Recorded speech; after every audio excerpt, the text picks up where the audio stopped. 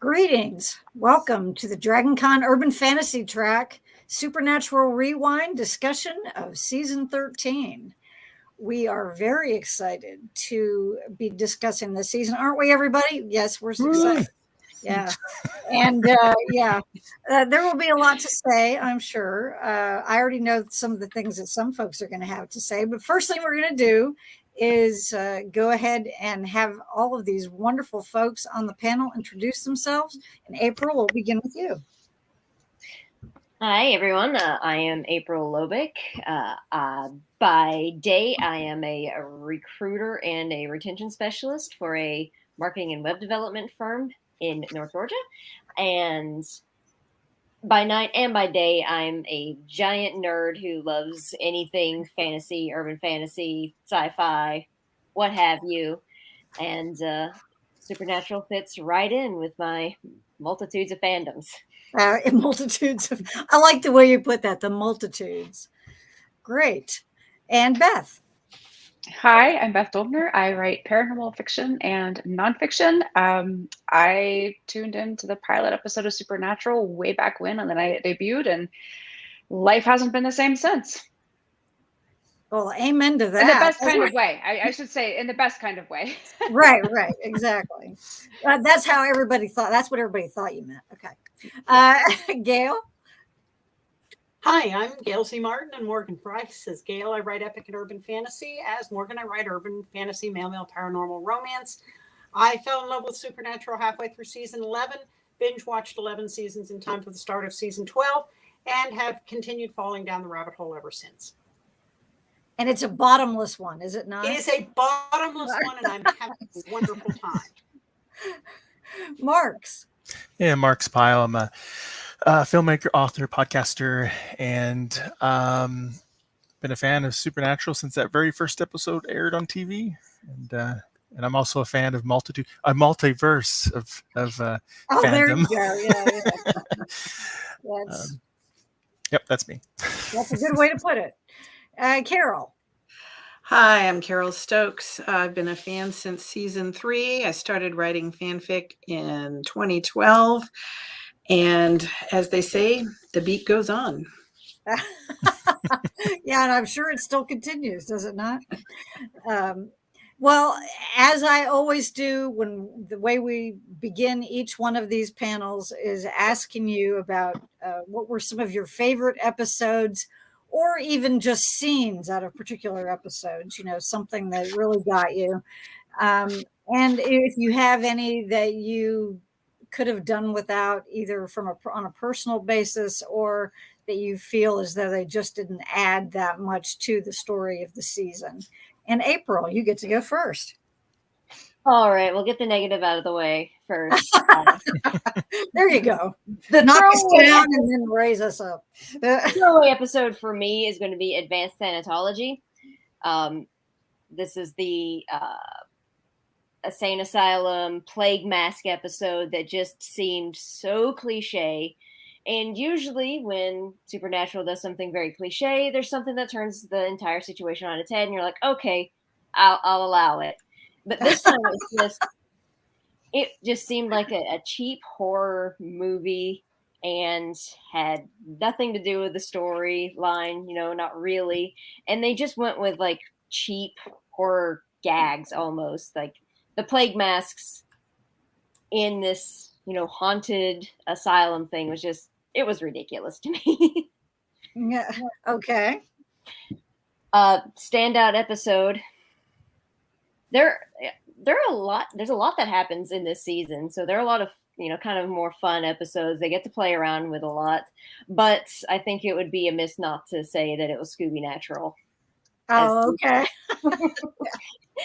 As someone who grew up with Scooby-Doo, absolutely loves Scooby-Doo, watched it every, weekend possible, that got me right in the nostalgia feels there.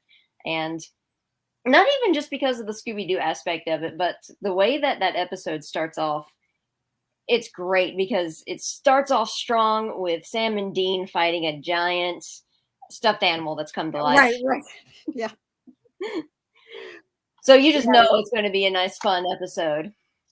and how they played with it, where like almost the first half of the episode was a Scooby-Doo episode, and then it got switched on its head to it was the supernatural side of things. And it was, I think it was well done for such a seemingly ridiculous crossover.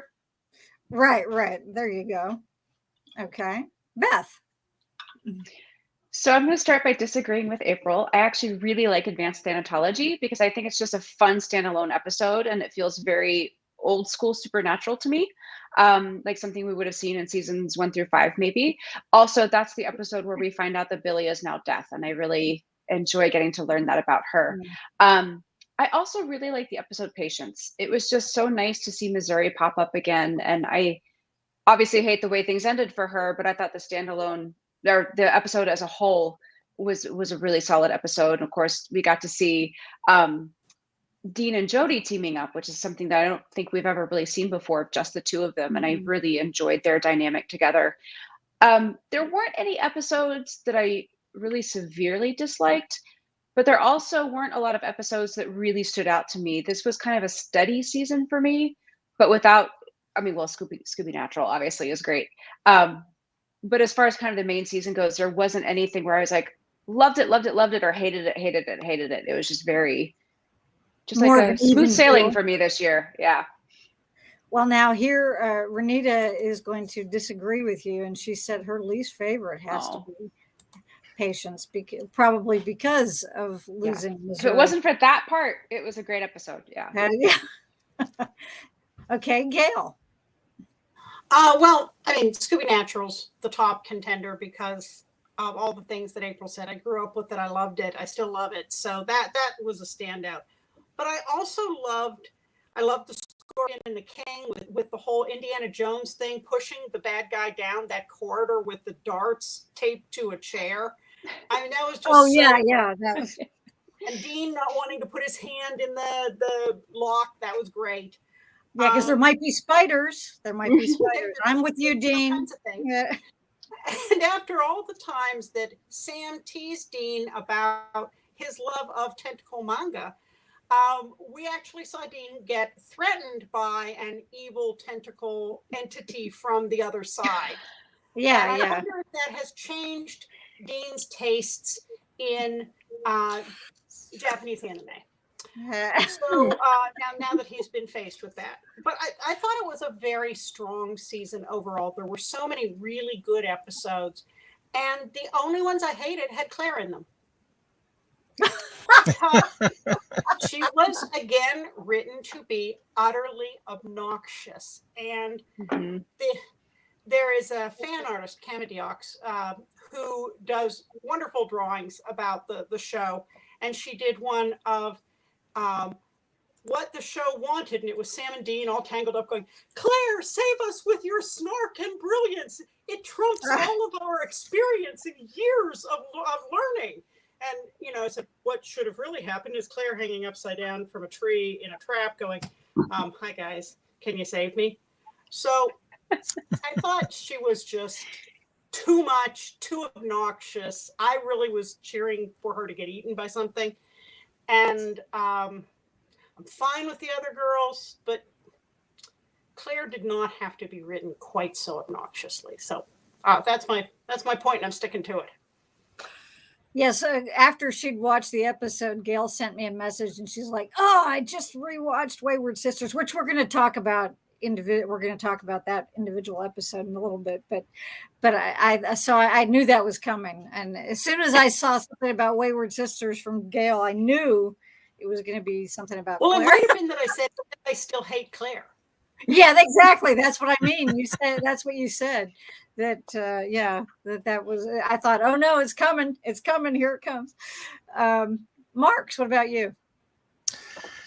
Yeah, so it was a pretty even season overall, and I think the only a couple episodes that I was like, I could took or leave was like Breakdown. It's pretty solish episode, and it was okay. Except I like Donna being in it and some of those aspects of it.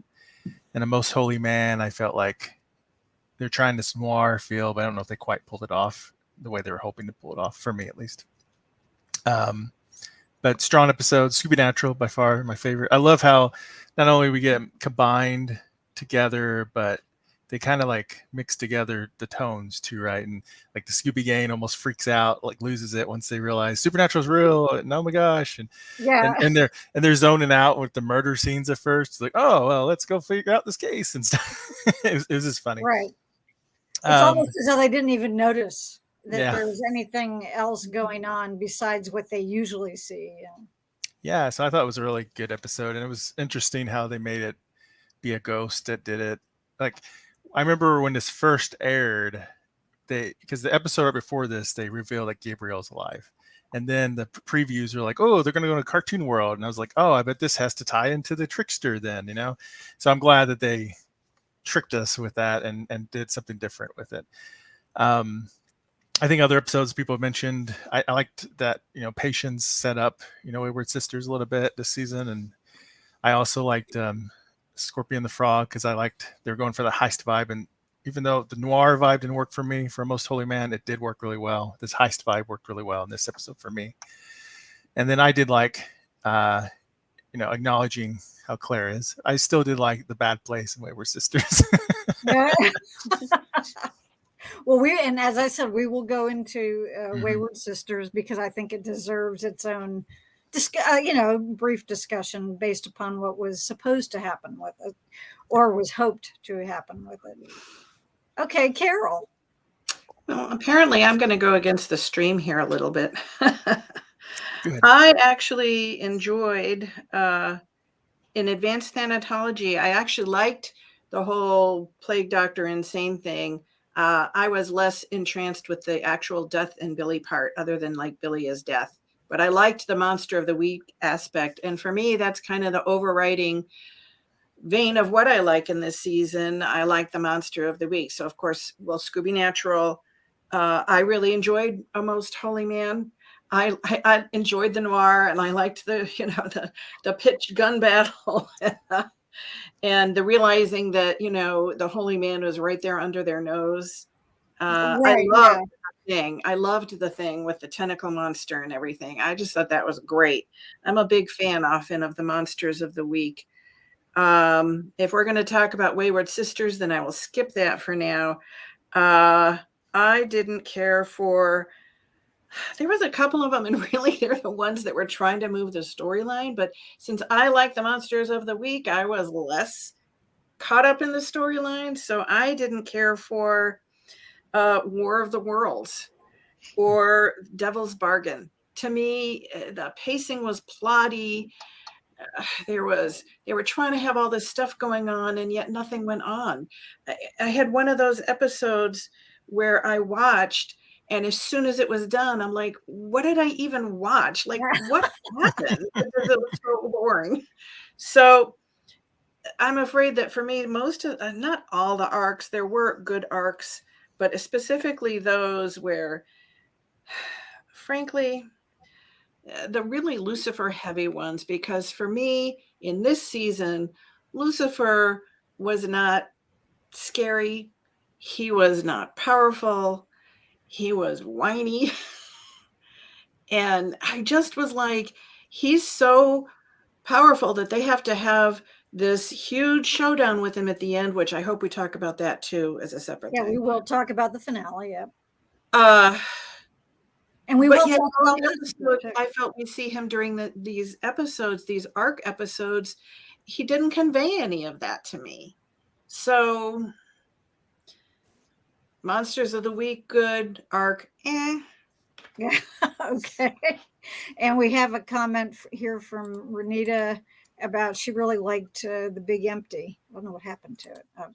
Somehow my mouse decided it wanted to take it away. So yeah, that was good when we get to see two Kazes, or, you know, not two Kazes, but that happens again. But I mean, you know, with his face, and that was seeing him getting to play, you know, someone different was, especially twice in the same season, was kind of interesting to witness, I think. I'm just going to interject that I'm going to kind of answer my own question a little bit, but I really liked Exodus as an episode. I thought that was a cool one just to. I mean, I like some of the other ones people mentioned too. Scooby Natural was the one I got to watch on my the night of my birthday. It just happened to come up that way. I didn't even realize it was coming next until I took out my disc and I was like, "Oh, it's Scooby Natural." So that was fun. But I really thought Exodus was interesting, and I kind of tie that in with the finale in a way. So we'll talk about that more later. But that's kind of as a segue into this next question, and two, is that the whole apocalypse world, alternate dimension, alternate world kind of situation. Did you like the storyline and how it was executed? Did you, did you enjoy it? And did you think it was a worthwhile thing for them to do with the story? And Beth, we'll start with you. I like it for the most part. I think I've always kind of viewed the alternate universe as a way to sort of reset the world of Supernatural, to bring back Bobby, to bring back Charlie. So, and it's also setting us up obviously for having Michael as our big bad coming in. So I guess I've always viewed it more as a means to an end more than anything else. But having said that, I still found the storyline entertaining, and I like kind of getting to see characters, especially Mary, being this very kind of darker, grittier warrior sort of character, instead of just the, I go fight a monster and then come back to the bunker, take a shower, and look like $1 million while I'm having my beer that night. So it's kind of nice to see that kind of darker aspect of grittier aspect of things. If you ever meet her in person, I'd like you to tell her that. I think she would get a kick out of that. I really do think she would get a kick out of that. Gail, what about you? Yeah, I think it even had more potential than what they took out of it. I would have loved to have seen more of AU Bobby and Charlie and Kevin, because Charlie and Kevin especially came back and then left again, and I think that they could have dropped back and forth a lot more. We would have loved to have seen more of them. So it seemed to be a bit of a wasted opportunity to bring them back and then take them away again. I think it did show some new things as far as having the characters deal with some brand new trials and tribulations that they hadn't run into before. It was different than just another monster of the week. Right. So I think it was a nice, fresh element that coming in on the 13th season, is a nice thing to see. It wasn't just a repeat of something else. But I'm with Carol. I was really, really done with Lucifer by this season. And so he was not fresh and new. And so I was kind of glad to see him get his wings singed at the end. But yeah, I like the AU side of things. I thought it opened up some new storylines that were very interesting. Okay. Marks. Yeah, so I love alternate reality stories already. So I enjoyed that twist they did. And I think they could have done more with it too if they wanted to. And I think The Bad Place is an example. Also, other worlds they could have went to, stuff they could have explored with that. Maybe they were going to with Wayward Sisters, but and it was nice to get Bobby back, or a version of Bobby back, and Charlie back. So I liked it overall. I think in some ways I would like to have known, what were those spikes in the ground? I think I looked them up and they're supposed to be angel blades, maybe. I don't know. But that seems not like a good idea to put giant weapons that kill you in the ground. Yeah. So, kind of seems self-defeating in a way. Maybe it's how they make those bullets. I don't know. but there were some stuff I would have liked to, they could have explored more and done some other stuff with that. But it was fresh and different, like you said, Gail, and unlike Lucifer, also got on my nerves after a while at this point in the show. Yeah. This is really interesting, hearing all these comments of things you guys are saying about Lucifer, because we're going to talk about Lucifer in more detail, so it'll be interesting. I'm very curious. Carol, what about you in the alternate world or apocalypse world? I certainly like the concept of it and the introduction of it. It was fun to have like kind of a new playing field, kind of turn things on their side a little bit. I would have. It appeared to me they kind of had a dollar idea, but they were doing it on a dime budget.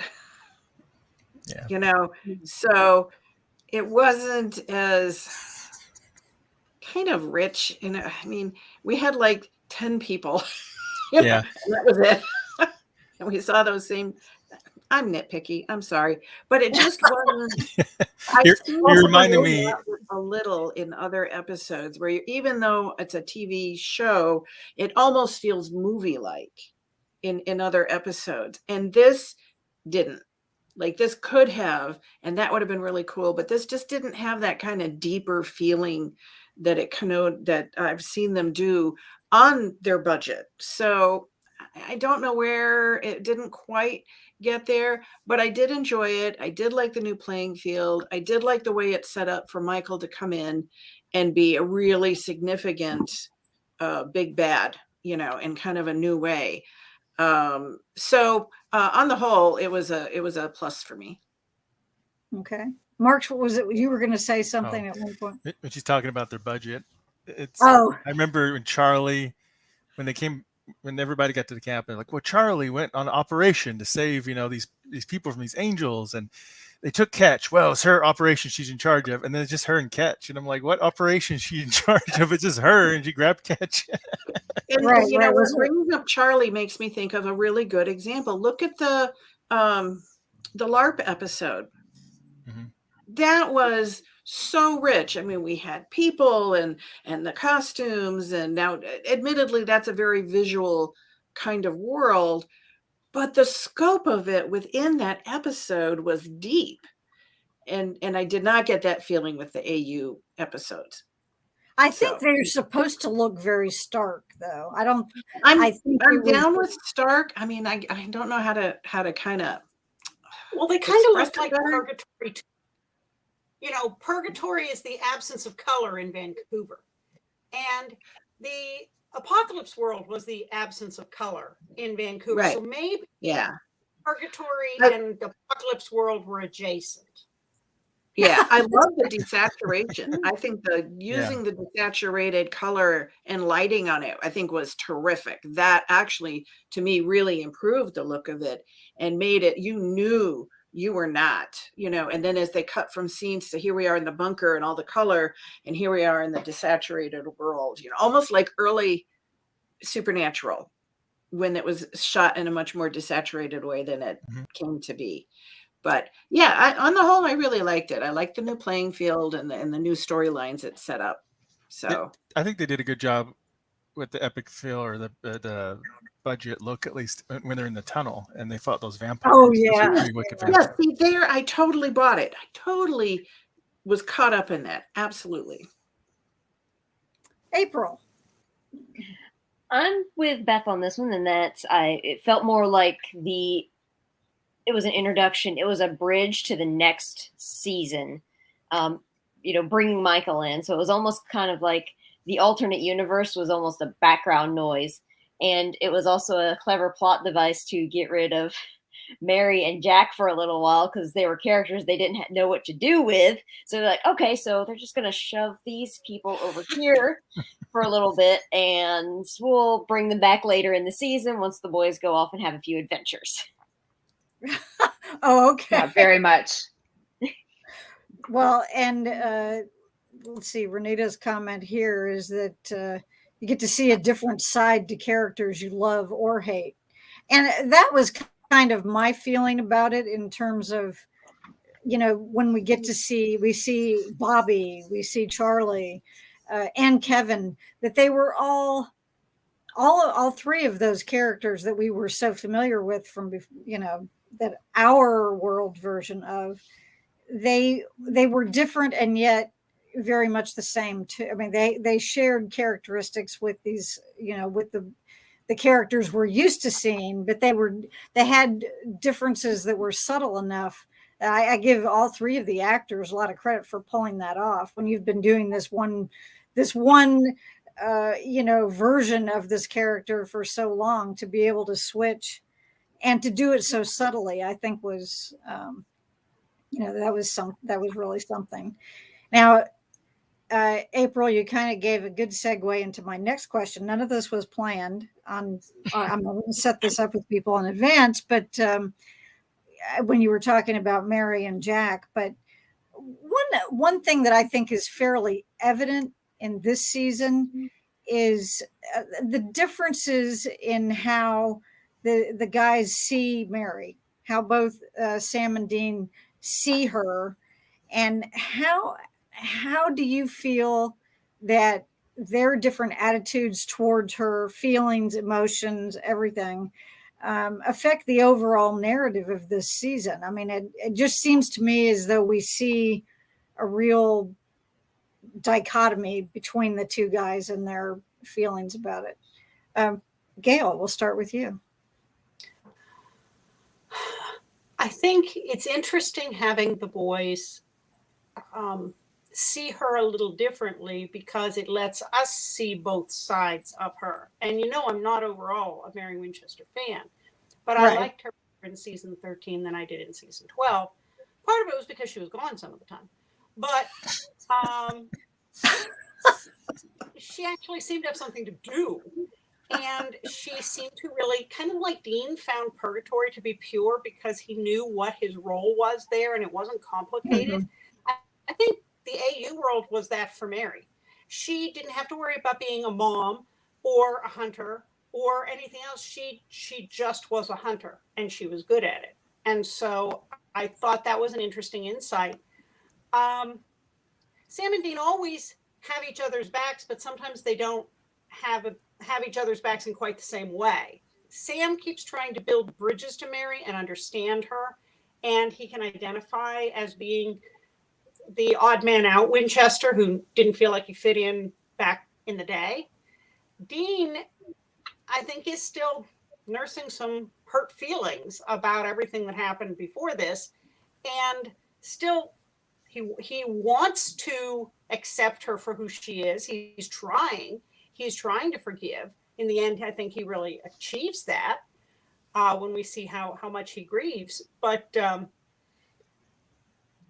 I think he is still coming to grips with the adult understanding that his mom is not the person he always thought she was. She is this other person who may care a little more about doing that stuff than being mom. And I think that he's still working on that. Okay. Marks. Yeah, similar to what Gail's saying. I think we see our parents differently when we grow up, right? When we're kids, we see our parents as perfect and that we're the center of their world and everything, and then, or hopefully perfect. Maybe not if they're not good parents, but you know what I mean. And then when they get older, we see that they're more flawed. They're more just people and doing the best they can, and that they have other priorities too sometimes in life, especially as we could take care of ourselves. So I guess by the end of this season, they kind of come to grips with that when they kind of when they respect her wishes not to leave them, and then they kind of adapt by creating a plan to bring everybody with them, right? So I guess in that way, they do kind of evolve in their understanding of her a little bit, and Mary is better because you don't see her as much, and she has a clearer purpose, and she also develops a little bit of a parental role with Jack too, right? And that's cool to see. But still, even, and that was the last or second last episode, I guess second last episode, when they're like, "We're gonna go, Mom," and stuff, and she's like, "No, I'm sorry, I gotta leave you guys again." And stay here. I'm like, right, oh my yeah. God. I know, when I heard that, it was like, I mean, even though you know it's coming, it's like when I was rewatching that, I was like, oh no, Mary. But Yeah. I guess at least they respected those wishes, and then they adjusted by trying to take everybody with them and stuff. And so that's at least an evolution in their relationship together, I guess. Well, see, my interpretation of it was kind of that Sam accepted it, but I don't, when she first said that, but I didn't feel as though Dean did. You know, so Yeah. that's why Sam kind of came up with this alternate plan. But I interject. Okay, Carol, what about you? I agree about when she says, "No, I have to stay here," and you can see the hurt on Dean's face plainly. You know, where he's kind of like, "Are we going through this again?" Yeah, You know, that she's leaving again. So that, you know, I think at least this season he was at least able to appreciate her more as a hunter. Like if he thought of her as a hunter and dealt with her as a hunter, I think it was easier for him than to try to deal with her as his mother, because he did still have some of that conflict there. Whereas Sam didn't have that trouble. He could relate to her both as a mother, as his mother, and a hunter at the same time. But Dean, it was kind of like he was easier with the one side than the other. And I do think definitely that having her take on a more maternal aspect with Jack really warmed up her character in a way I think we needed, because that's a good point. we're still kind of coming off this like, what the heck, woman? You know, you have like two of the best sons ever.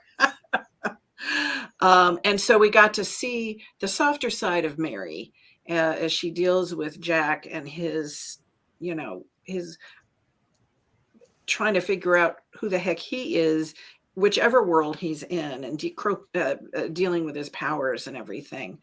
But yeah, that moment when she's like, I have to stay here. But I also will agree with Gail, I think, in the sense that it was pure for her. Here, all she had to do was help protect these people and keep them safe. And it was very cut and dried. And there was no gray areas or how to deal with these pesky interpersonal relationships. It was just, let's survive. That's it. You know, very purgatory-like. It makes me wonder, and they won't touch this with the 10-foot pole in the new prequel, but it does make me wonder if Mary really wanted to get pregnant at the times she did. Not that she didn't want children, because we saw how loving she was in her heaven with, you know, little Dean and Sam, but timing is everything. And maybe she wasn't done being a hunter yet. And so she was conflicted about, I wasn't ready to let that go, and I have to. It's taken away from me now. And darn you kids, I love you, but I hate you. And that happens when people aren't at the right spot when one of those major life things happens. And I think, to me, that makes some of her ambivalence make a little more sense. If she hadn't quite been ready to be a mom yet, maybe in another 5 years, but maybe not right then. And what she loved got taken from her, that she's getting it back and doesn't want to give it up again for those kids who ruined it the first time. I don't know, just a thought that might explain a little more of what on earth is going on in her head. Okay. I'm going to play devil's advocate. And you think back to that episode from last season with the Asa episode, where she was still secretly doing, you know, some stuff. So, April. I'm sorry. I'm curious about the time that Mary is in Apocalypse World here. And she goes from being a complete newbie stranger coming into the Resistance to act like being one of the main leaders, just because I know she knew her at some point in the past before she made a different decision and died. Like, how did this because she has like a powerful like kid bomb with her that, you know, they're like, okay, we'll just let her be in charge of things. Like she can deal with the logistics. Yeah. That is interesting. I hadn't thought about that, but you're right. She did just kind of walk in and get given these, and it wasn't as though she wrested control. She was given this control. Bobby's off doing his thing, so she's in charge now for some reason. I guess he didn't have another lieutenant at the time. Well, I feel like also though Bobby knew her. I mean, they had a Mary Campbell in their world, and she was a big hunter. So to them, she's just like when we saw AU Charlie, and we already kind of know who Charlie is, when he sees Mary, he kind of already knows, oh, she is a leader and she is a big hunter, and therefore I'm that could share that command with her, because he already knew that she knew her business. Right. She knew how to, she knew how to marshal her forces and stuff. That would be my interpretation. Okay, Beth, what you got for us? I thought it was really telling early in the season when Sam kept talking about, we're going to find a way to get through to that world and help Mom, and Dean kept saying, Mom is dead, Mom is dead, Mom is dead. Right. And I think that really shows that was his coping mechanism, because he did have such a strong attachment to Mary the mom versus Mary the hunter or Mary the ally. And I think, because he had that mother-son relationship with her in a way that Sam never got to have. And so I thought that was really interesting that Dean had to process it by believing she was dead, because it seems like worrying that she might still be alive was almost worse for him than just going, okay, well, she's dead. That's it. She's gone. But yes, and back to what all of y'all have been saying, it was really nice to see Mary actually acting like a mother this season. And I think it brought some warmth to her character that we really, really needed to see and have not seen since she came back into the story. Yeah, which is unfortunate. And, it took a while. Yeah. And it does make people have that feeling about her. Here, this comment of Renita's, that Sam never had his own picture of Mary, and that's why he didn't have problems building a relationship as an adult. And I think that's true. I think that for him, it's much easier to identify with her as more of a colleague, in many ways. I mean, logically and intellectually, he knows this woman's his mother, but he doesn't have quite those same ties that Dean does, because Dean has these actual memories, not to mention that he was old enough to understand, when he got a little bit older, what their dad was roping them into for, the rest of their lives by avenging her. So, I mean, it's, I think his feelings kind of came from multiple areas. It wasn't they weren't all things that he created on his own. Let's put it that way. Well, there's a quote that Sam says, and I forget which episode it in, but he's talking to somebody and he says, oh, my mom died when I was young. And they say, oh, I'm so sorry. He said, no, I got to know her later in life and we really got on okay.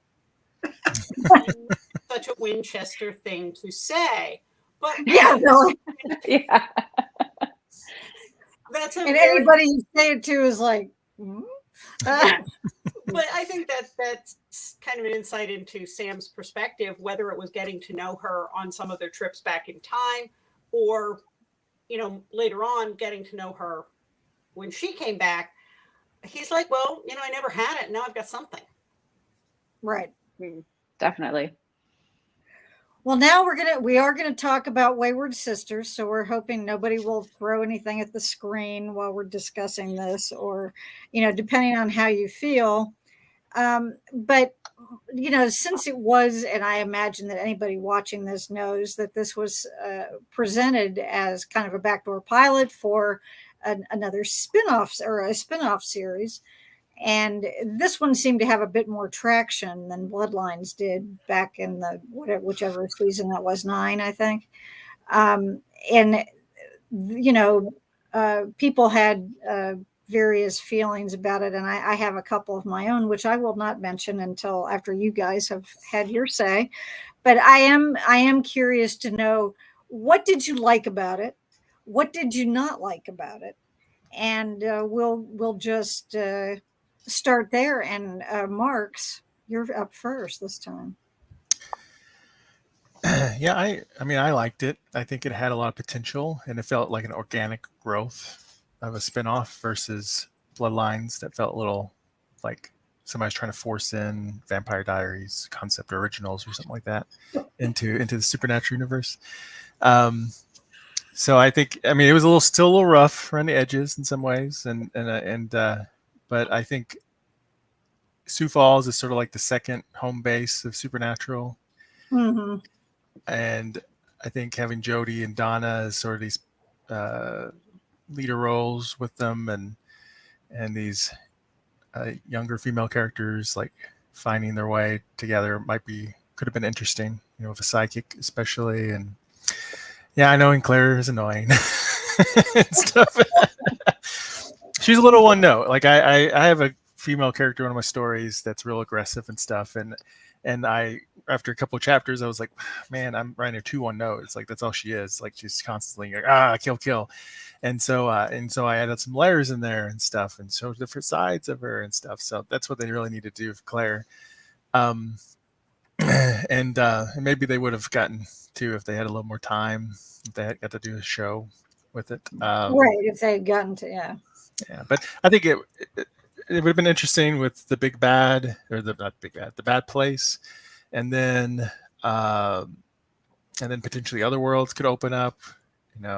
They could have those one roachman creatures, whatever they're supposed to be, are very different kind of monsters than we've seen before. It would open up the door to all sorts of creatures they could have done. It could have been interesting, I think, and at least I'm glad.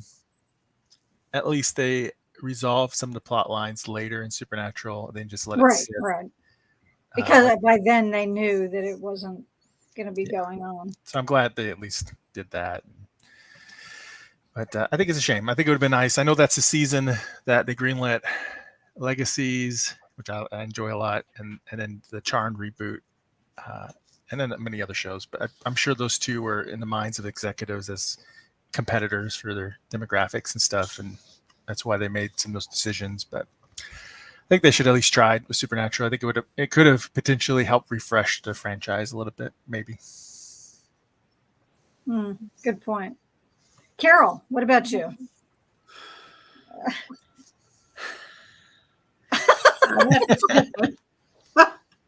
For me, those 2 episodes, The Bad Place and Wayward Sisters, were the rock bottom of this season. When they first announced the potential spinoff, I was thrilled. I really loved that they were going to have a strong female angle in this. I really loved that it was going to be spearheaded by Jodie and Donna, who were rapidly becoming pretty seasoned hunters. And I liked the idea that they would be like working with younger potential hunters or whatever and training them. I loved all of that. But when it came to the actual implementation of the plan, the whole focus had shifted from Donna and Jodie to these young girls. And it just, they lost me. They lost me. I never got engaged with these young women. I did find that when I rewatched Patience, just the episode Patience, that I did like her a lot more than I did the first time around. But I really felt the other 2, they just threw a whole bunch of stuff in, and I felt that in order to play up how potentially powerful this crew was going to be, they completely undercut Sam and Dean and made them look inept. And I'm just like, do we have to cut off one at the knees so that the other can flourish? I mean, can't we kind of do both? And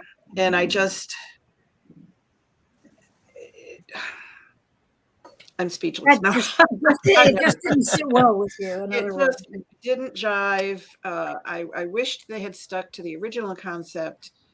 And I know a lot of people were disappointed, but I'd rather have none than have bad Supernatural.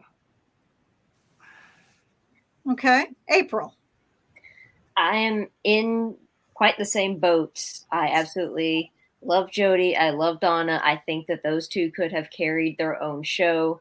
But when you introduce Claire and the other girls, it's going to be mostly Claire, who would have detracted so much from the show that it would have made it the Claire show and not a good ensemble cast. Because you have a great dynamic with Jodie and Donna, and then tossing in the Wayward Sisters aspect, which kind of the whole thing of the show, really would have, I think, taken away from that and given more family drama. And instead of it just being two brothers, it was going to be 4 girls and 2 moms going around.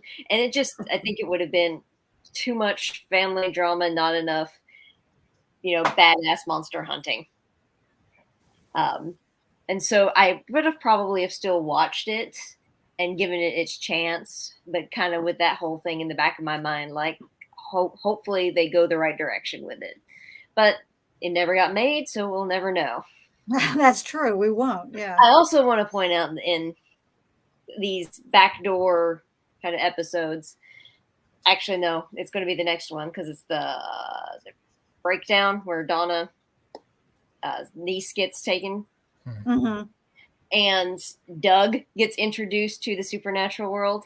And everyone who's been introduced thus far has been like okay with it. And you're like, all right, so there's a little bit of a freak out. And then they're like, all right, this is the world. I'm going to support you in your hunting. He's like, no, I'm out. Bye. She has very poor luck with guys named Doug, doesn't she?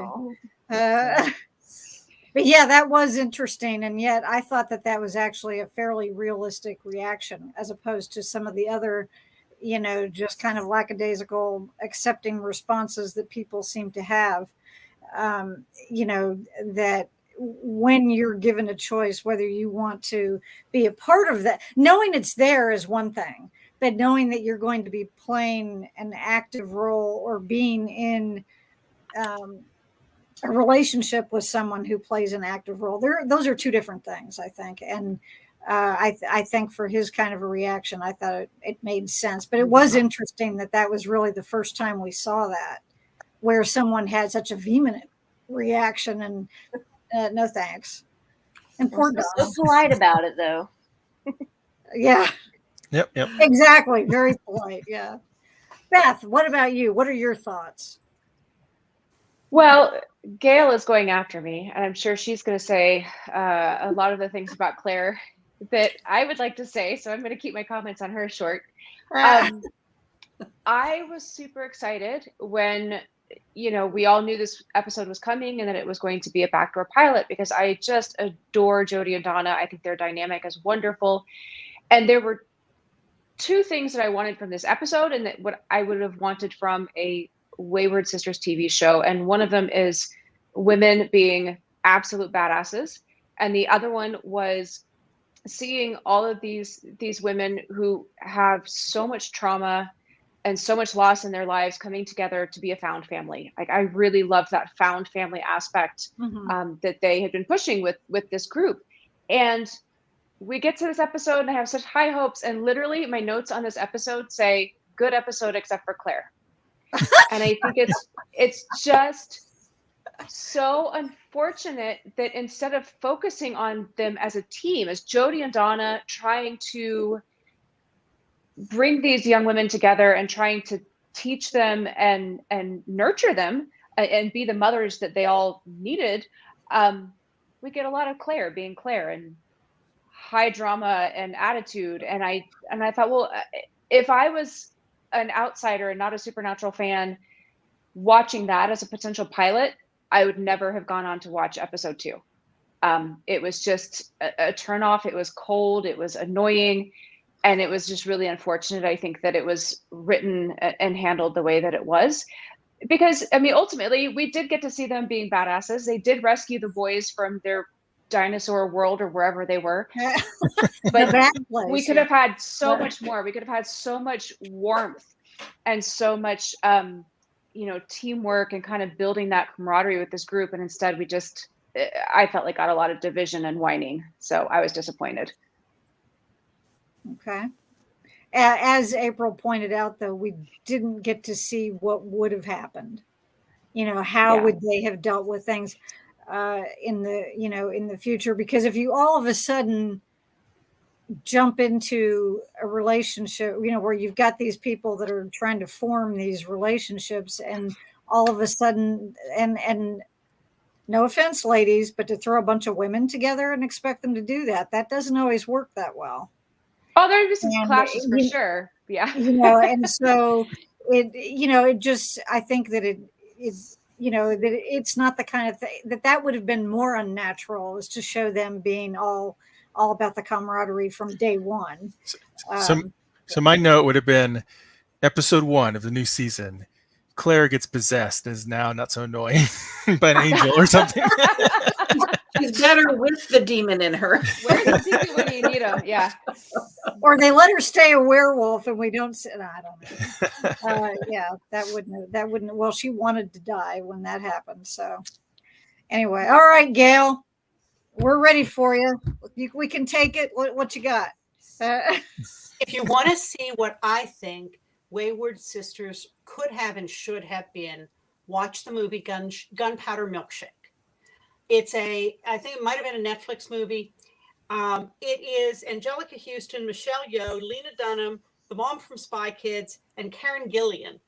And they've got this secret society in this library where there are actually weapons and things hidden in the books. And they are super assassins, and it's like her mom and all her college friends who decided to be assassins and went in on this. And there's some friction between Karen Gillan and her mom. But when the chips are down, family comes through and comes out guns blazing. There are Tarantino action scenes. But it's this phenomenal female vibe that doesn't have to have ageist barbs in there, because real grown-ups know that late 30s is not old. Right. Kids who can't drink yet shouldn't be making ageist comments. I just looked at that and thought, okay, what if we had Jody, Donna, Mrs. Tran, Detective Kathleen, and AU Charlie? And they were, okay, maybe have a extra of the week come in. Claire's possessed again. Oops, Claire's a werewolf again. Claire got bitten by a vampire again. They could just rescue Claire. But or not. But when I was so turned off by the teenagers save the world again vibe, and I know that's the CW's demographic. I wanted to see actual grown-up women doing something cool. And then when I saw Gunpowder Milkshake, it was like, this is what Wayward Sisters could have been, and it would have been so cool because it's such a positive female vibe. These women aren't sniping at each other. They're not undercutting each other. They're tossing each other guns and bombs. And okay, I'll go garrote this guy. You go stab that guy. I mean, at its best. Doesn't everybody do that with their girlfriends? But Sorry, I just could you say that again? No. shut up, Sarah. You're drunk. So that's hilarious. I love that we had Siri on our. Yes. Please repeat that. I think that it was a real wasted opportunity and done with kind of blinders on, instead of saying, what could this really be if fully realized women actually had a story written about them. So Gunpowder Milkshake, if you're missing Wayward Sisters. I think it's getting a sequel. Well, one of the things that occurred, and AU Charlie together, that would kick total butt. Yeah. Short the whole assassin thing. I'm not so sure I would be on board with that, but monster assassins. It works. Yeah, there you go. Monster Squad. Yeah, that would be fun. But one of the things that occurred to me in the episode, and then it occurred to me later why they did it that way, is that it seemed as though not the girls so much, but both Jody and Donna, that their characters were kind of, it was like they were injected with a little more adrenaline. They were a little pumped up. And I think that was because we were not, like, for people who hadn't watched Supernatural, that were watching Wayward Sisters, that didn't have context for what these people were like, like when Donna pulls up and makes her appearance, they make this big deal about her pulling up in her car, and I love the character. It's nothing on her, but it just seemed as though it was a little overplayed. It was a little over the top.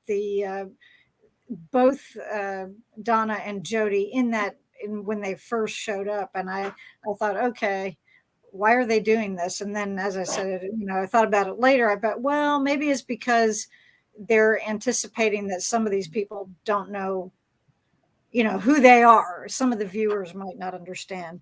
Like those of us in the inner circle who've been watching them for all these years, we know who they are. Mm-hmm.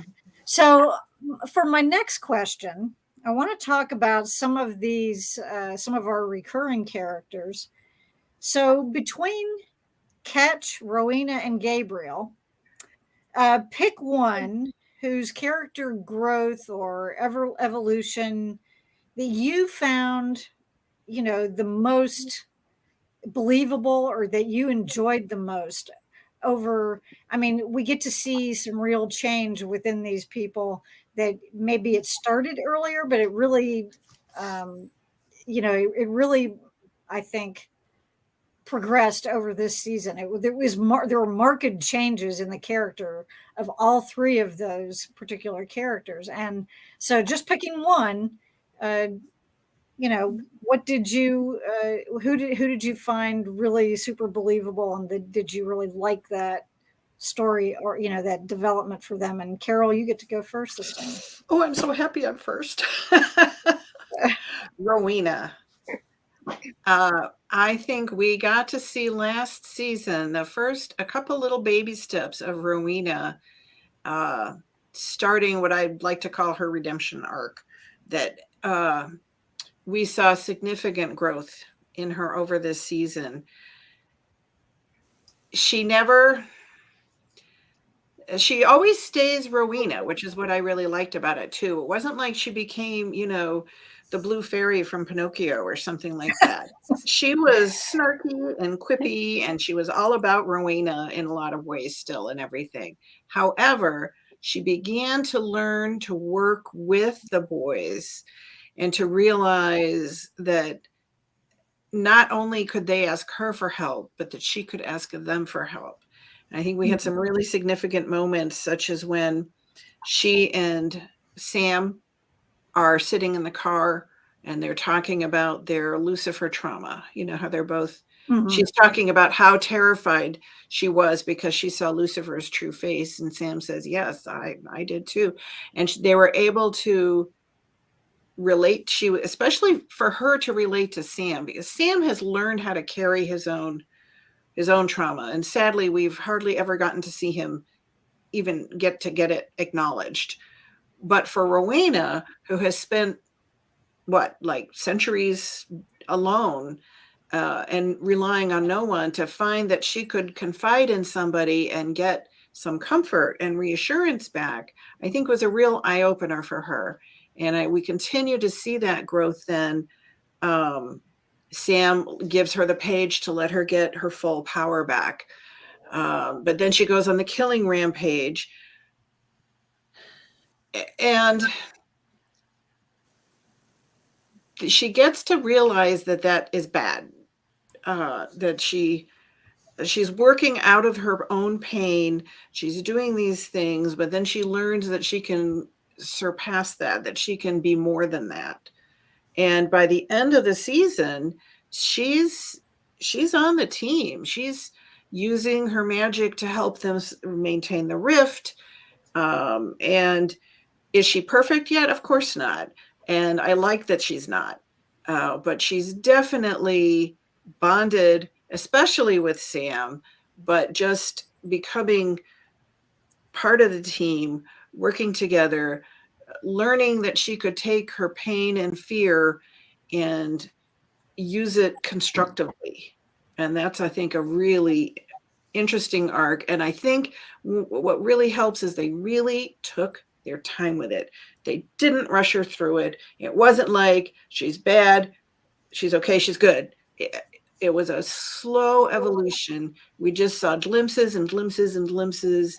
And then you're like, oh, look, and there she is. She's in the bunker, helping them.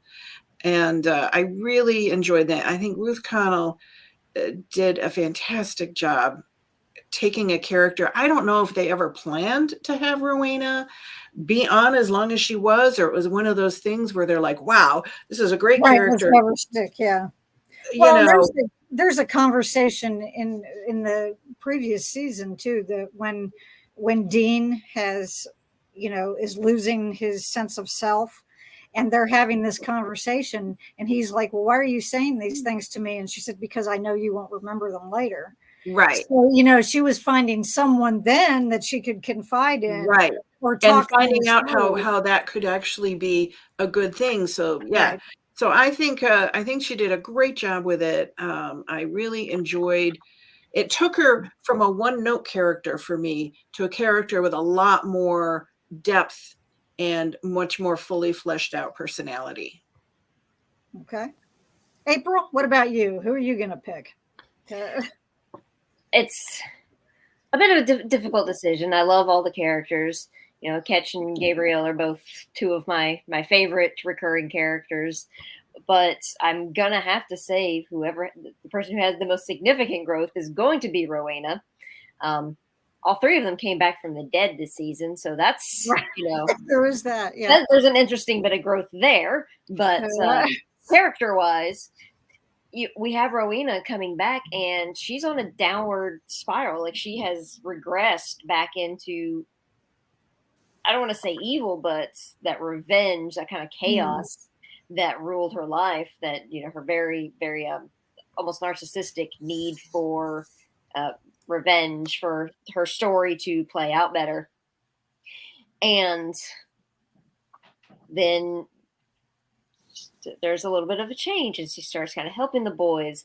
And then it really does come full circle that the penultimate episode, whenever Lucifer goads her and winds up freeing himself and jumps through the rift, and then she's like, oh, shoot. Yeah.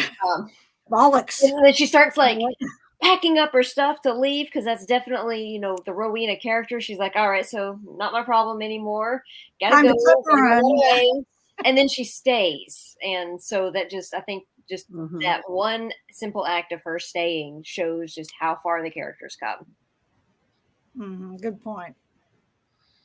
Because that was very un-Rowena-like when it comes down to it.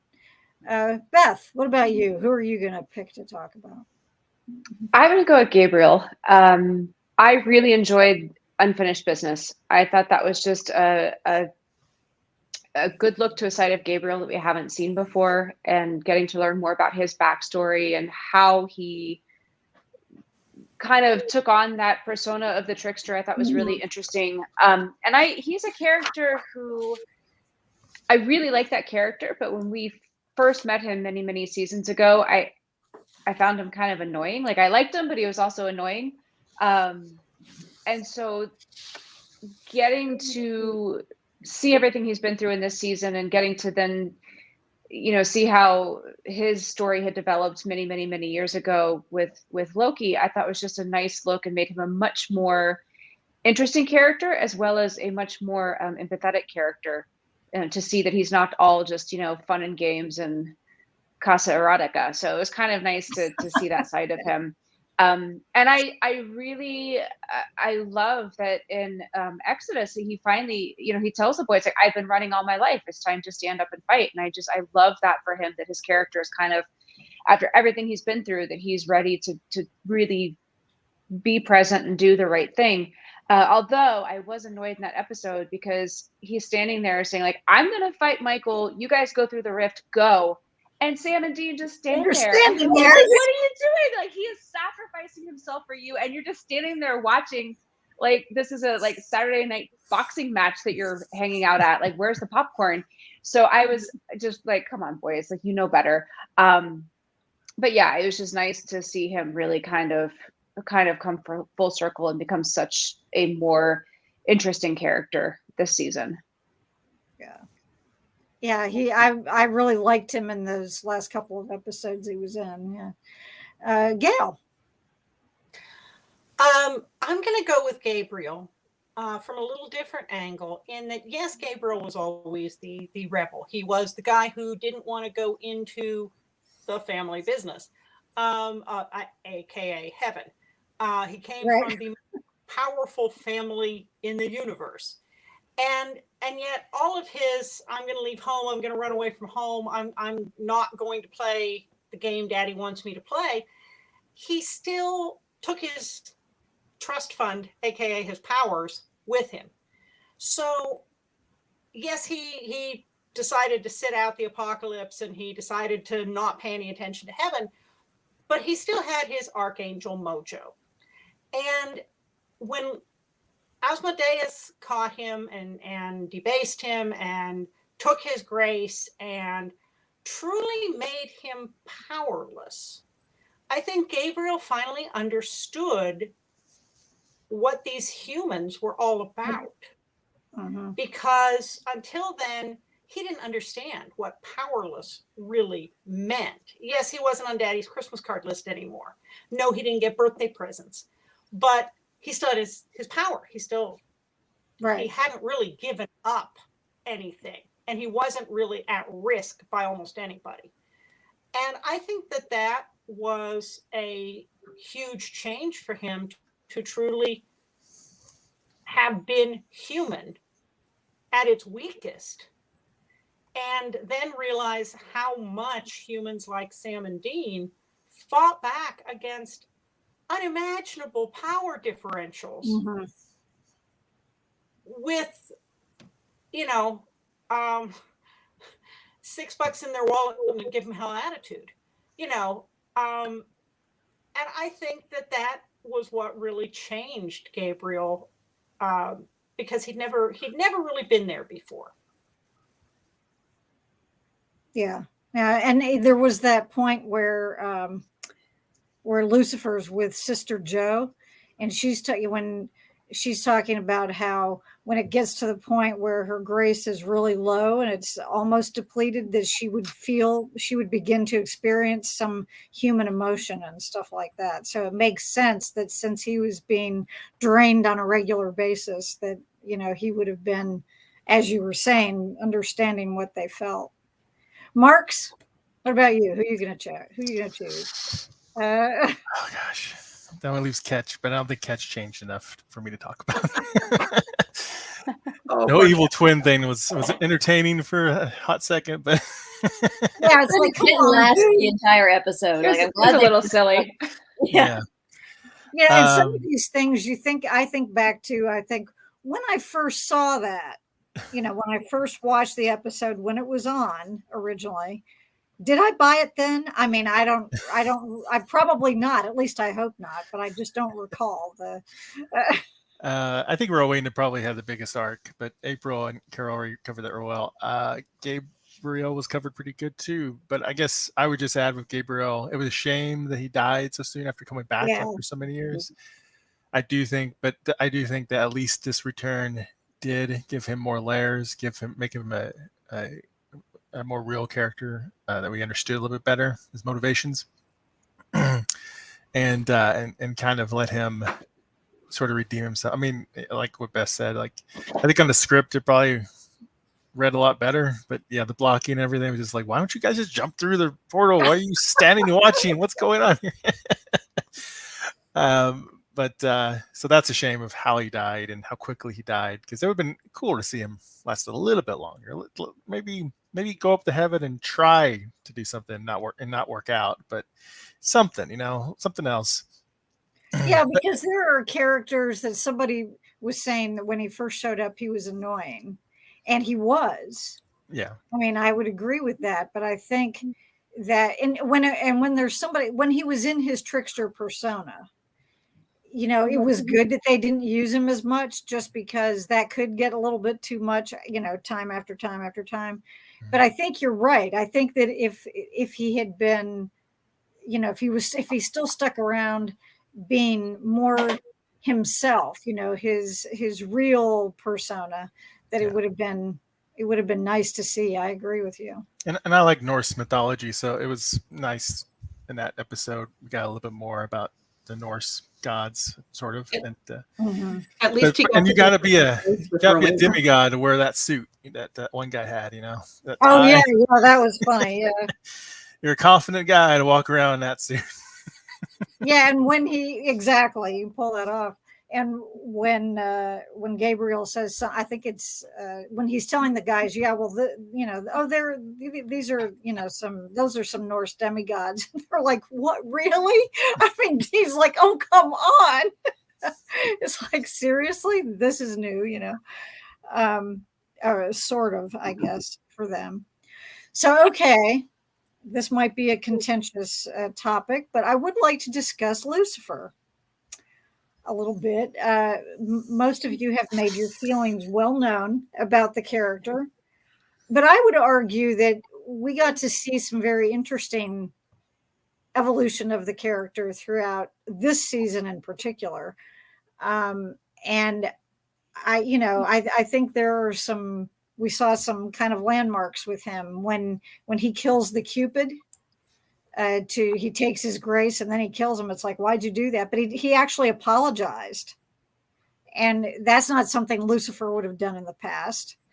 And the conversation that he had in the episode with Sister Joe, when she becomes, as Dean put it, his gal pal. I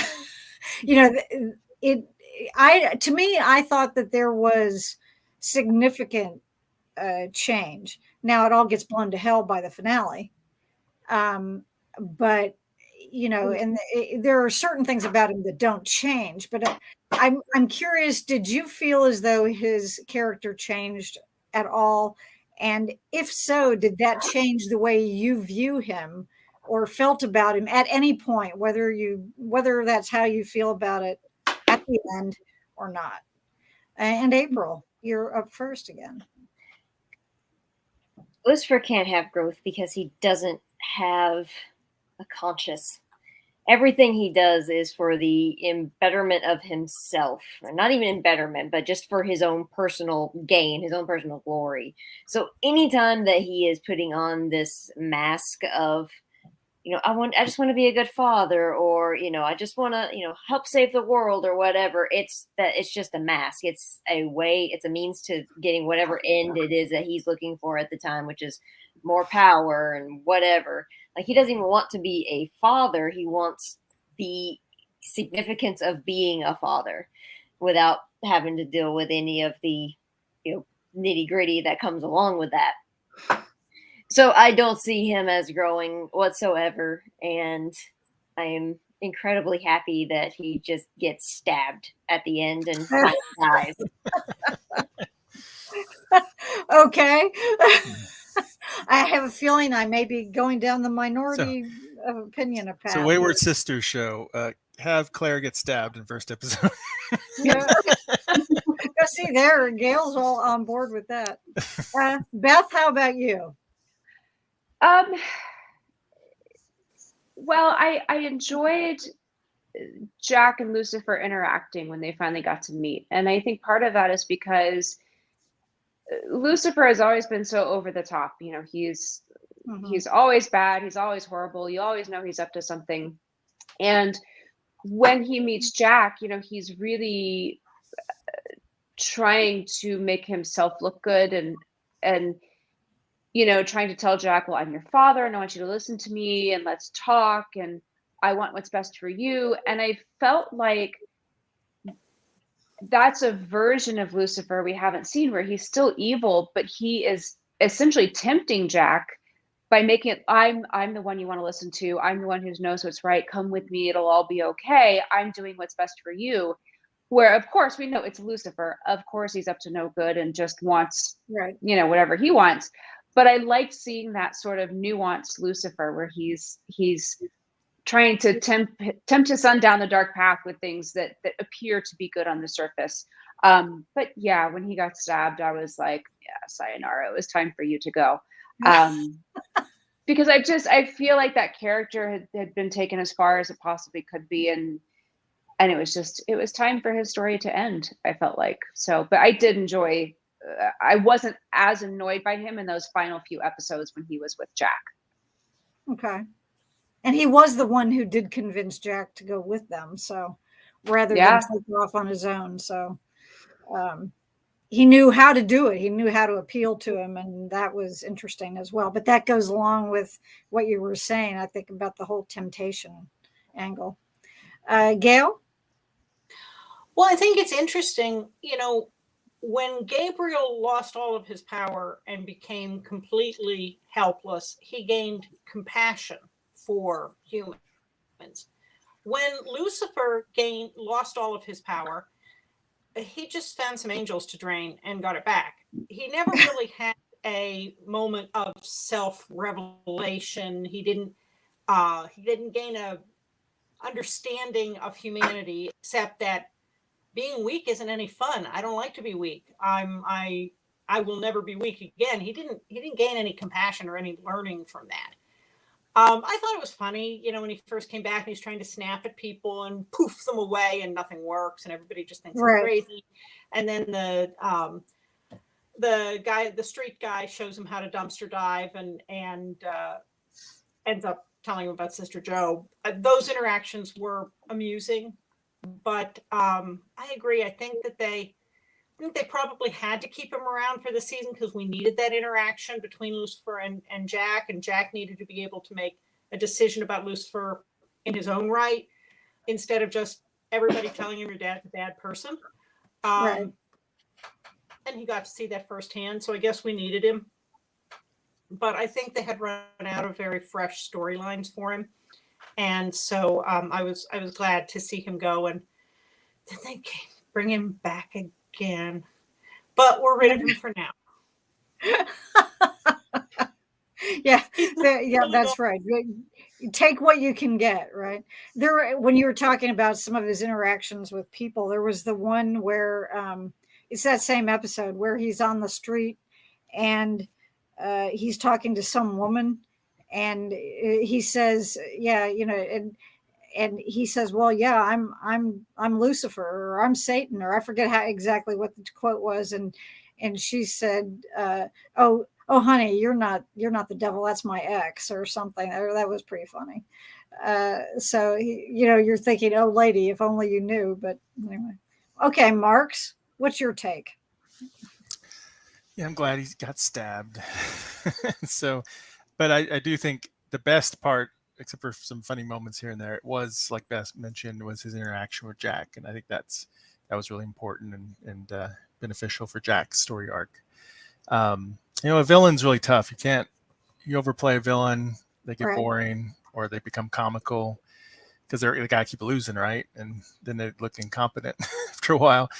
And you could do, the only thing you can do after a while is, like we did Spike and Buffy, you turn him into an anti-hero or something, and that's not going to work with Lucifer. So I think maybe they were trying to trick us into thinking that would happen, but it was never going to happen with Lucifer. So, I'm glad he's gone. I know he returns again, but that seems to be a theme these last few seasons. There's a lot of death and returns over and over again. So, well, I think that's why my husband famously, well, I say famously because many of you have probably heard this before, but years ago, when he would go to bed, I might be watching an episode and he'd come out to tell me goodnight, and he'd look at what I was watching, and he recognized Supernatural because he's had seen some of it over the years, but it's not kind of his kind of thing, and was just not of great interest. But he would notice the characters, and he would say, "Oh, well, have fun with your dead people." So that's kind of his tagline. That like, okay, and he still says it occasionally. All right, Carol. Go ahead. If Lucifer had died and come back as Tom Ellis and started solving crimes in LA and kind of did a crossover, that could have been fresh and interesting. Yeah. Yeah. Well, I got to tell you, I've actually thought, I'm going to interject this just very briefly. I actually thought about it for Con this year. I thought it'd be kind of interesting to have a discussion of the depiction of Lucifer on Supernatural and on Lucifer the show, and comparing how they're how I mean, they're just so different though that it would be, kind of difficult to find any areas in which they are somewhat similar. But anyway, Carol. Well, I agree that he was amusing at first when he comes back and he's like, oh, nothing's happening. And, that woman's like pushing money at him. Oh, yeah, that's fine. Yeah, just don't spend it on drugs or something. But he's so whiny for so much of the time. And I actually didn't want him to feel bad about killing the Cupid. He's going to kill a Cupid, just like own it. He's Lucifer, damn it. If he's Lucifer, he should act like it, huh? Yeah. I felt like when they tried to work in these kind of little softer moments, for me, all it really did was kind of weaken him. And then I'm like, why are we all so scared of him when he's just not that scary? When he and Anil are talking about the whole, what's it like to start feeling human emotions, I felt she was genuinely curious. I mean, clearly she was very mercenary and stuff, but nonetheless, she was kind of like, well, what is this? This is a new kind of thing. And let me think about this and contemplate it and stuff. And he was just kind of like, let's put some spiders in a jar and see what happens. He was much more like, he didn't really care. He was kind of like interested in a very predatory way, which was actually more Lucifer-y, but a lot of the time he's just like, he's such a sad sack in this until the end when he's finally, getting juiced up and he's talking about, and I agree, of course, then with the whole Jack stuff too. Jack had to make the decision himself. He did have to have that choice. Right, which is what. But even there, he's just not. He's tempting Jack, but you know what? He's just not that tempting. Like, really lay it out there for him. Really. Well, the one thing that he did tell Jack, though, that was true was that he was the one who understood what Jack's power, what it was like. Absolutely, and that was something. And I think it's one of those situations where what would have happened if Jack had said, okay, well, I'll go off with you. Of course he can't take him to the stars, but it's like, well, where, what else are we going to go do? This kind of thing. And although, I mean, who knows, maybe they could go to the stars. That'd be, supernatural in space or something. I don't know. But I just feel like if he had been, I think it was Beth or April were talking about the mask, that he would put on this mask of, pretending to be caring and concerned and good. And if we had that colder, more venal Lucifer, then that whole mask aspect would have been stronger and more effective, because we would have really bought into, oh, this is just his facade to manipulate from behind. But because we didn't really have that contrast, it kind of was just like, kind of a soggy. But that goes back to him being the tempter. That's how you tempt people, is by coming down to what they expect, or what, putting yourself in their shoes, so to speak, or making them think you are. So I think that, if he's supposed to be representing that aspect of his character, I think that was probably what they were doing a lot of the time with that, where, he's like, well, maybe I'll go ahead and try this and see if this works, kind of thing. But that was funny when the episode where he, that one where he's hanging out with the homeless guy, or, the guy on the street, and he's like, when he first goes over there, he's like, what is that sound? And we heard it. We could tell it was his stomach growling. And he's like, am I hungry?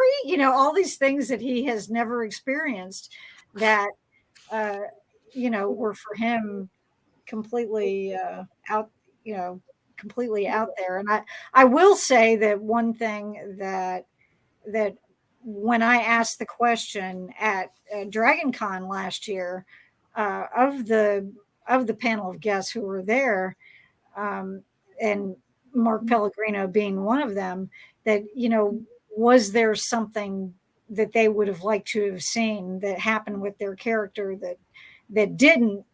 And he did say that he wished he could have had some kind of something redemptive with his son happen, that he would have liked that. So anyway, just thought I'd throw that out there. I have liked the character. He doesn't hold the same place in my heart as Crowley, but got to get. Oh, he's been summoned. Yeah. Oh my God! Oh no, that's Cousin It. I grabbed the wrong one. Okay, there he is, Crowley. I summoned him. Yay. I said his name myself. But anyway, I have enjoyed it, and I thought that there was a marked change in the way that he presented himself, even if it was done for a nefarious purpose. It was interesting to see from my perspective. Okay. And our last question is, of course, about the finale. The finale proper, or if you want to kind of Exodus is almost sort of part of the finale, but not really. If you had seen the finale without seeing Exodus, you'd wonder where the hell all those people came from. But, how'd they get there? What happened? But, for the finale, what did you think of it? Did you find it to be a good finale? Tying up some things, leading us into what's to come next season. And Beth, you can do it. I'm a little meh on the season 13 finale. It was fine. It's not the worst. It's far from the best. I think for me, it was a little hokey at the end. Like when Dean suddenly flies through the air like Superman toward Lucifer, I was just like, oh, really? And even at the very end, when Dean is walking down the street and he kind of looks into the camera and his eyes have that archangel glow, and I was just like, okay, that was a little silly. So I just felt like, to me, the best Supernatural season finales are the ones where something happens and you go, and then that's it. The episode is over. And so with this one, I felt like it was just there was no real moment for me. Certainly we got, to see Lucifer get stabbed, which was very satisfying. And probably of the two episodes, one of my favorite moments was just watching Rowena's reaction as person after person kept coming through the rift. And she's just kind of yeah, exactly. Yeah. Through, okay. She's working to keep it open. That was literally my favorite part of those two episodes. So yeah, it was fine, but I just felt like maybe it could have been done in a way that was slightly less cheesy there at the end. Okay. Gail. It was better than the season 11 ending. I liked that it was interesting that we finally got to see Dean be the Michael sword. There was one reviewer who said that, that whole Chekhov quote about if you see a gun over the mantle in the first scene, it needs to fire by the third scene. And someone said this was the longest Chekhov reveal in the history of because it took them 12 seasons or 11 seasons to get there. So I think that was kind of cool that they finally came back to that. Mm-hmm. I do think that it gives Dean down the road a lot more empathy with what Sam went through with all his multiple possessions, including Gadriel.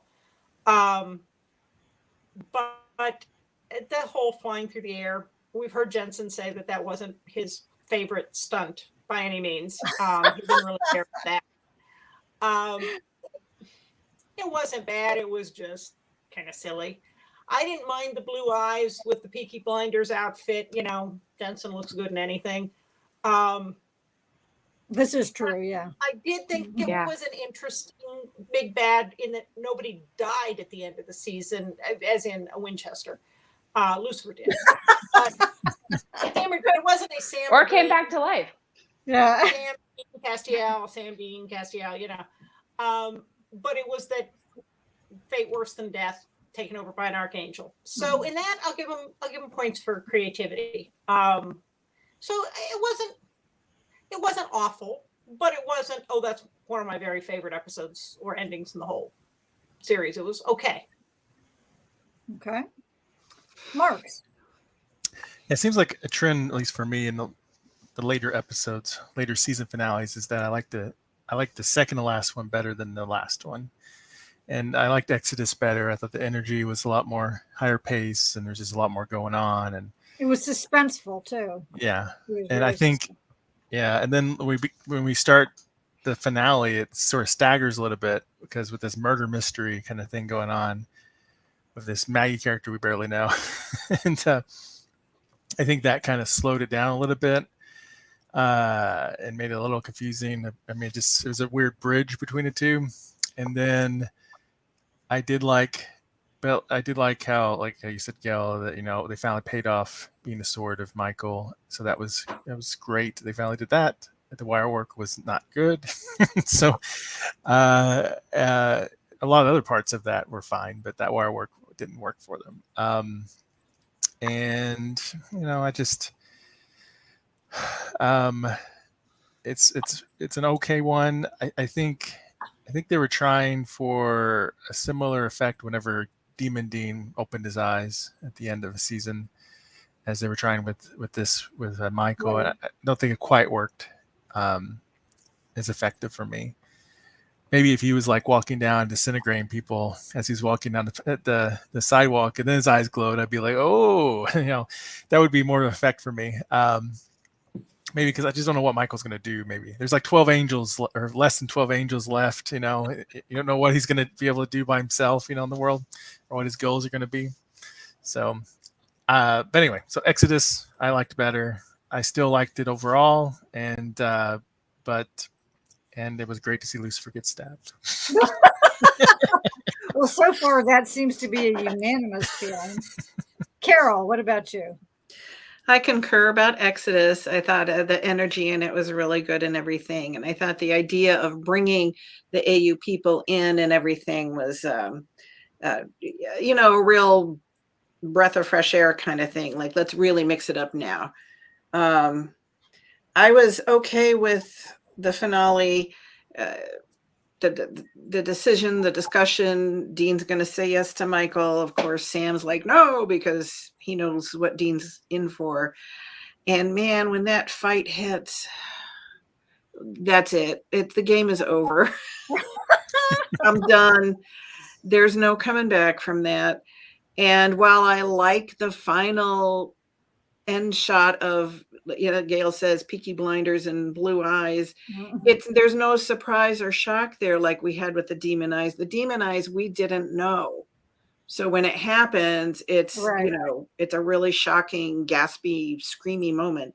But we know that Michael's in him because he Right, just, we already know that because they There's just no showed us. suspense. We know that Michael's in him. Michael reneged on the deal. Big Now surprise. you know, here's the pretty end of it. Yeah, here's this is So Rowenia's it comment. does, you know, it kind of fizzled out. But you didn't know Michael was going to wear that suit, you know. No, who knew that Michael was such a sharp dresser? Yeah, really. Who'd have So thought? You know? stylish. I guess being surprise. stuck in Apocalypse World the one he created, he thought, well, you know, I'm going to try out something different. And now I'm in a world where there's actual color, and yet he Like picked tailors. Okay, April, bring us home. The notes I had about this were about the wire fighting and the freeze frame at the end. Because not only was it just him opening his eyes, it was a straight up 80s sitcom freeze frame. Like, you just wanted to hear the record scratch at the end with it. So it really is hard because you do have this kind of this build up and this Exodus was such a good episode, and I even got to the end of Exodus, and I'm like, wait a second, is this one of those weird seasons that there's only 22 episodes instead of 23? And then I look at the Netflix and I'm like, no, okay, there is another episode, and it's like it kind of just feels like it's tacked on there at the end. Yeah. I mean, I don't really have anything else to add to it. Something I would like to interject, though, is that it seemed as though to me at the end of Exodus and then again in the finale, it seems as though both Sam and Dean made some pretty ill-advised choices. In Dean's case, which has already been mentioned, and that that Renita said, it's like, okay, he did it to save Sam, and we already know he will do anything to save Sam. Doesn't matter. He will do anything. That he had to know. It's like we had a deal. He's all upset when Michael starts to take over, and I'm like, dude, really? You didn't see this coming. The rest of us saw this coming. So I thought that was a little odd. But then the other thing was, Sam, after Gabriel's already dead, Sam makes Lucifer stay in Apocalypse World. So how are they supposed to be able to get these people back? That they had promised they would let them go back and help out their place. So it's like that took, that was...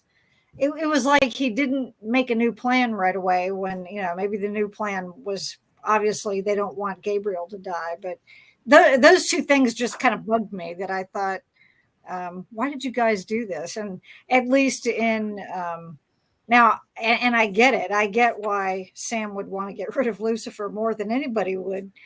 And I get why Dean said yes to Michael. But at the same time, it just seemed as though there was a bit of a lack of foresight on their part in those particular instances. But anyway, but I thought that, overall, I enjoyed this season for the most part. It had, I think it's really high points, and, it's weird when I was, when I got done watching the finale, I thought, gosh, we've only got 2 more left, It's like, this has been consuming our viewing lives for a little while, to do this. But it's certainly been interesting to me, and I appreciate everybody who is taking part in the panels, everybody who watches them, whether you interact with us now. Thank you, Renita, or if that comes along later that you watch, or for those of you who might happen to watch and not get involved with the chat, and anybody who watches them later on, we appreciate it. And the one for season 14 will be on May 26th, which will be the last Thursday in May. So we will look forward to seeing everybody then. But I do want to make sure everybody gets a chance to say goodnight. Thank you for hanging with us, folks, everybody who's watching, and my wonderful panel. Thank you. Couldn't do this without you guys. I appreciate you all so much. You're all wonderful. And we will say good night. Good night. Good night. Bye. Good night.